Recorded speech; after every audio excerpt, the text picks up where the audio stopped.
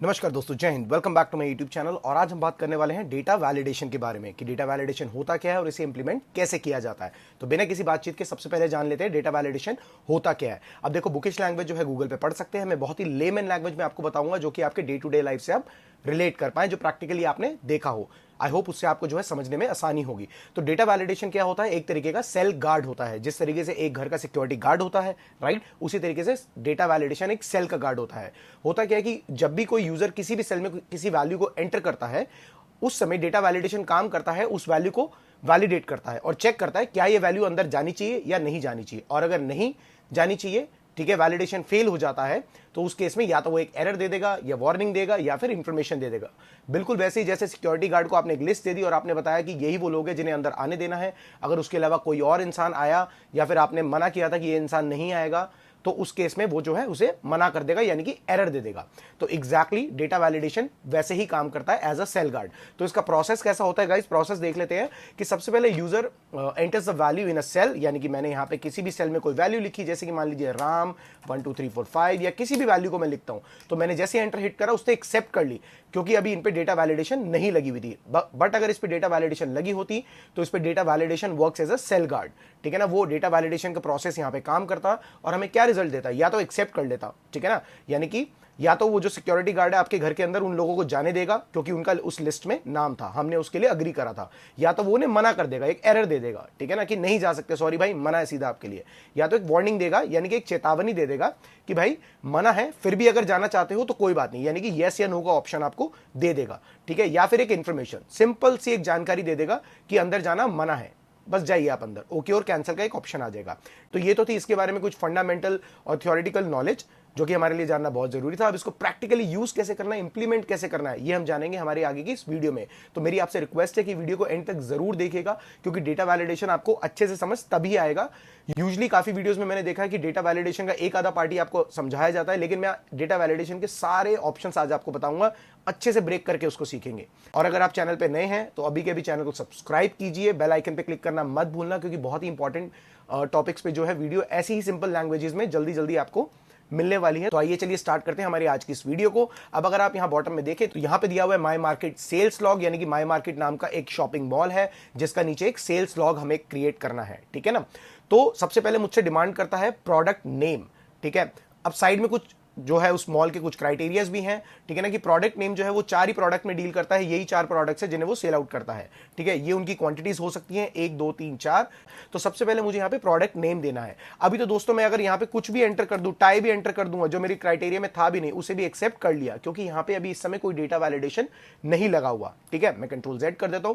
तो यही मुझे काम करना है कि एक पर्टिकुलर लिस्ट को जनरेट करना है, कि मैं चाहता हूं कि यही वो लिस्ट हो जो अंदर एंटर हो सके, उसके अलावा कोई और टेक्स्ट या वैल्यू इस वाले सेल में अंदर ना आ सके। तो यहीं पे चाहिए मुझे मेरा डेटा वैलिडेशन। तो मैंने सेल को सेलेक्ट करा जहां पे मुझे डेटा वैलिडेशन लगाना है। उसके बाद हम आते हैं हमारे डेटा ऑप्शन में और उसके बाद जाते हैं डेटा और डेटा वैलिडेशन के अंदर। तो ये आ गया मेरा डेटा वैलिडेशन का पॉपअप, ठीक है। तो अगर आप देखेंगे इसमें कई सारे ऑप्शन है, सेटिंग्स है, इनपुट मैसेज, एरर अलर्ट, ठीक है ना। सबसे पहले हम जानेंगे सेटिंग्स के बारे में कि सेटिंग्स के अंदर क्या क्या चीजें हैं। तो सबसे पहले अगर मैं यहां पे देखूं, ये कहता है वैलिडेशन क्राइटेरिया, कि भाई क्या वैलिडेट करना चाहते हो। सिक्योरिटी गार्ड आपसे पूछ रहा है, सेल गार्ड, कि मुझे बताओ मुझे वैलिडेट क्या करना है। जैसे अगर कोई यूजर वैल्यू किसी को एंटर करे तो क्या वैलिडेट करूं।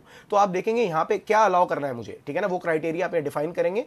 तो यहां पे अभी बोलता है एनी वैल्यू। तो होता क्या है, जब आपको बाय डिफॉल्ट आपका हर एक सेल के अंदर एनी वैल्यू होता है जब तक आप कोई उसमें क्राइटेरिया फिट नहीं करते हैं, ठीक है। मैंने यहां पे ड्रॉप डाउन पे क्लिक करा, मैंने देखा काफी सारे ऑप्शन आ रहे हैं। सबसे पहले मैं जाता हूं लिस्ट के अंदर, ठीक है दोस्तों।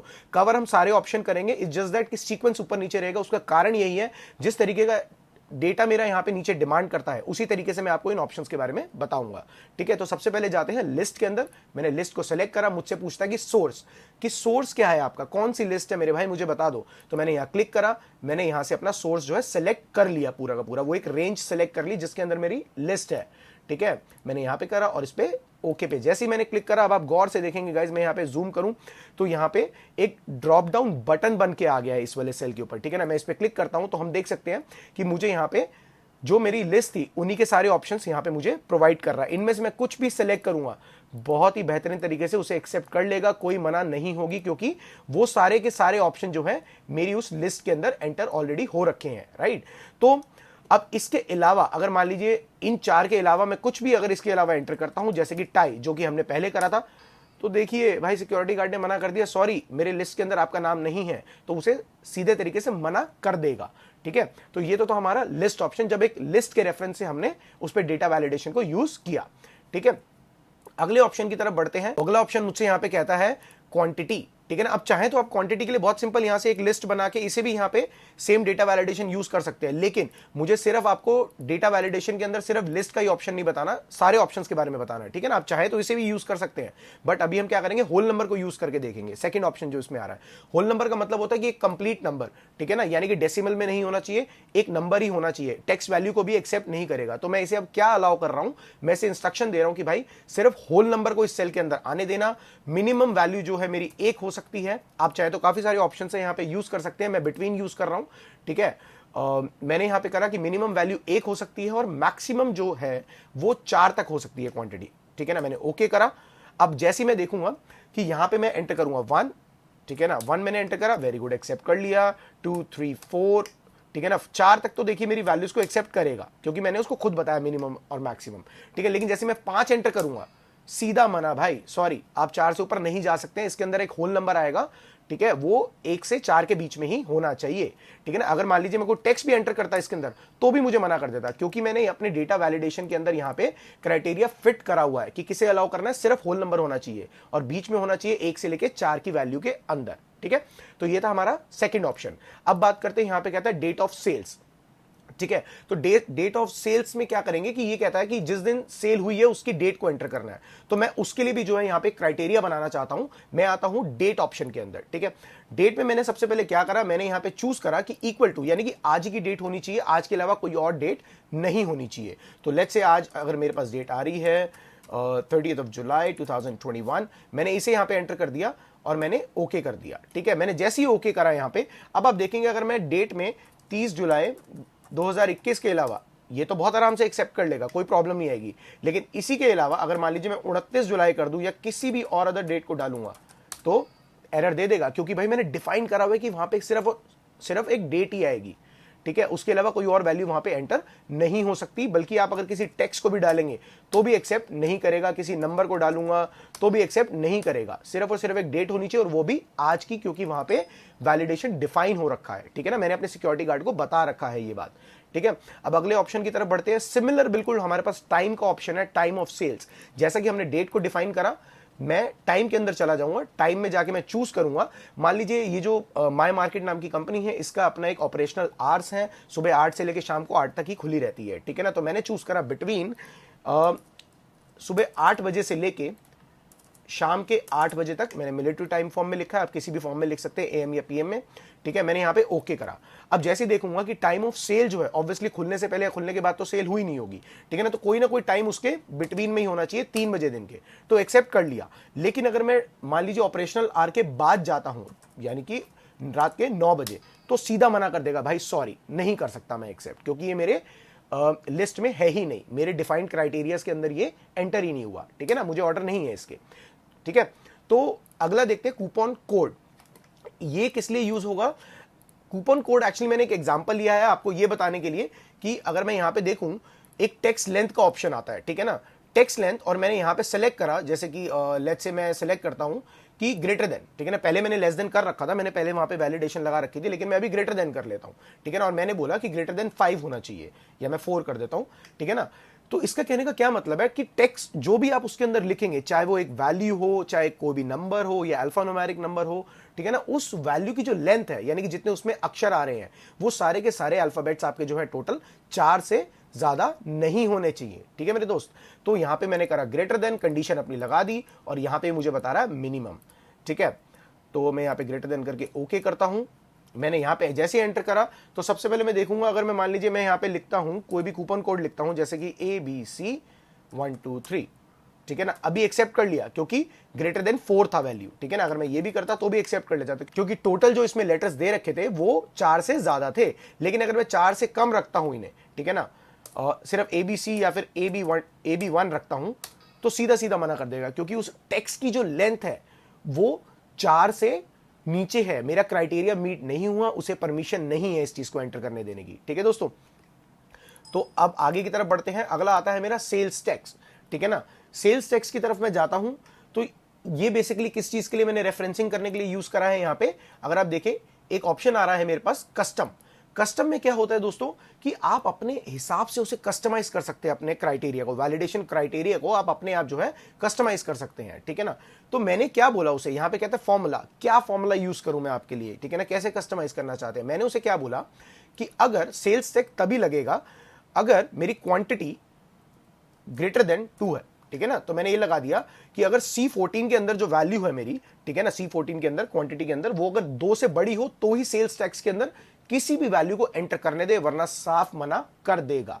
आपको मेरी बात समझ आई? यानी कि अगर ये 2 से क्वांटिटी जो है 2 से ऊपर नहीं हुई, ठीक है ना, तो उस केस में सेल्स टैक्स के अंदर कुछ भी एंटर मुझे नहीं करने देगा। तो करके देखते हैं। ओके किया मैंने यहां पे देखा सेल्स टैक्स के अंदर मैंने जैसे लिखा 5%, तो मुझे एंटर करने दिया। मान लीजिए अगर ये वैल्यू मेरी जो है 2 से बड़ी नहीं होती, या 1 होती या 2 होती, ठीक है ना, तो अब मैं कुछ यहां पे एंटर करता हूं 4% या जो भी सेल्स टैक्स मेरा एप्लीकेबल होता है रैंडमली।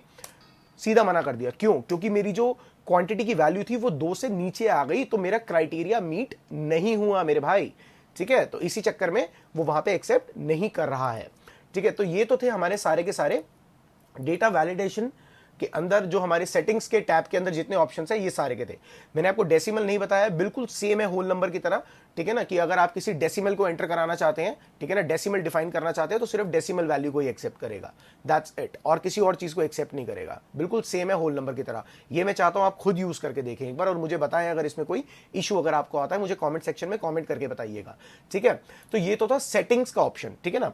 अब क्यों ना ऐसा हो कि जो यूजर इसमें हमारी डिटेल्स को एंटर कर रहा हो, जो यहां पे डिटेल डाल रहा हो, मैं ऑलरेडी उसे यहां पे एक इंस्ट्रक्शन दे दूं, एक छोटा सा स्टिकी नोट लगा दूं उसके लिए, ठीक है। तो उसके लिए हमें क्या करना होगा, मैं यहां पे आऊंगा डेटा वैलिडेशन के अंदर, मैं आया इनपुट मैसेज के अंदर, अगले टैब के अंदर आ गए अब हम, ठीक है ना। यहां पे मैंने टाइटल दे दिया, मैंने लिख दिया हिंट, ठीक है ना, या मैं लिख देता हूं टिप। तो मैंने लिखा please select the valid product name, ठीक है।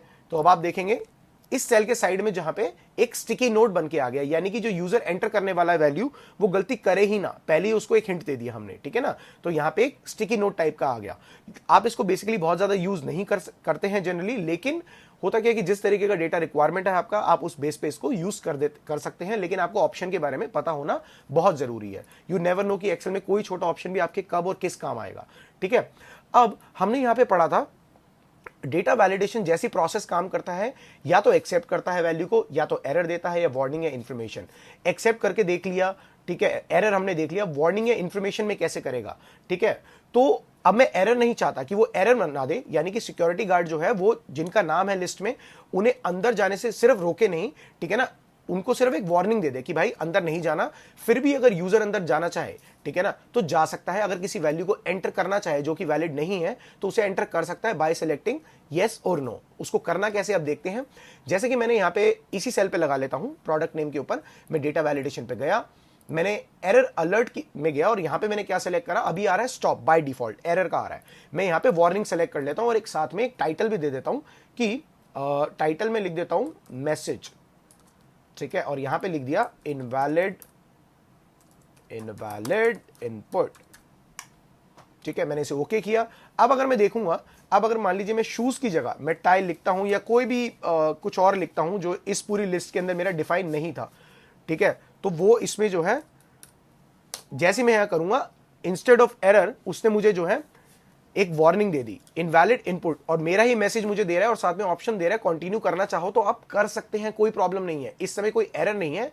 अब एक वार्निंग दे रहा है आपको, सिर्फ एक चेतावनी दे रहा है। मैंने कहा यस, ठीक है, जैसे एक्सेप्ट करो उसने टाई को भी एक्सेप्ट कर लिया। दोस्तों आप समझे मेरी बात की, इंस्टेड ऑफ एरर मना करने के बजाय इस बार उसने सिर्फ एक वार्निंग दी कि आप यस या नो करके उसे ब्रीच कर सकते हैं, ठीक है। इसी तरीके से बिल्कुल सिमिलरली काम करता है इंफॉर्मेशन, बस उसमें फर्क यह है कि इंफॉर्मेशन में अगर मैं देखूं, इंफॉर्मेशन में क्या होता है, मैं अपना मैसेज को बिल्कुल सेम रखता हूं, इंफॉर्मेशन लगा के देखते हैं।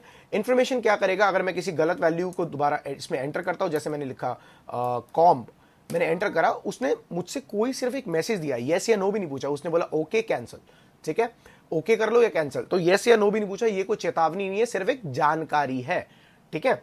तो ये जितने ऑप्शंस थे हमारे यहाँ पे सारे के सारे डेटा वैलिडेशंस के अभी हमने सीखे, ठीक है। आई होप आपको जो है डेटा वैलिडेशन अच्छे से समझ आ गया होगा इन ऑप्शंस के थ्रू। लेकिन फिर भी अगर कोई क्वेरी या कोई क्वेश्चन आपके मन में है, आप किसी डेटा पे काम करते हैं, उसमें कोई एरर आ जाता है, आपको नहीं समझ आ रहा, तो मुझे कमेंट सेक्शन में कमेंट करके जरूर बता दीजिएगा, आपको उसका रिप्लाई मिल जाएगा। तब तक के लिए आप प्रैक्टिस जरूर करते रहिए। प्रैक्टिस करना बहुत ज्यादा इंपॉर्टेंट है। जब तक आप प्रैक्टिस नहीं करते, हैंड्स ऑन आपके नहीं हो पाएंगे, ठीक है ना। और तब तक के लिए आप सीखते रहिए, बढ़ते रहिए। वीडियो को लाइक कीजिए, शेयर कीजिए, बेल आइकन पे क्लिक करना मत भूलना। अपने दोस्तों के साथ वीडियो को शेयर कीजिए ताकि वो है आगे उनको भी ये सारी नॉलेज जो है मिलती रहे। तब तक के लिए धन्यवाद।